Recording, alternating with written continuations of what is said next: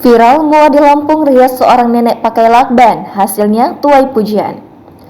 Baru-baru ini beredar video viral seorang make up artis asal Lampung di media sosial TikTok. Dalam video, terlihat Mua sedang merias seorang nenek yang berusia 65 tahun. Pria yang diketahui bernama Rangga Juans ini bahkan menggunakan lakban untuk ditempelkan di atas dahi hingga bagian leher si nenek. Lakban itu digunakan untuk mengencangkan wajah seseorang.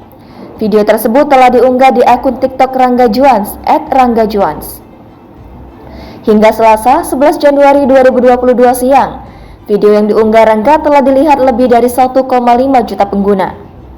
Kemudian disukai lebih dari 99.000 pengguna. Beragam komentar pun disampaikan warganet.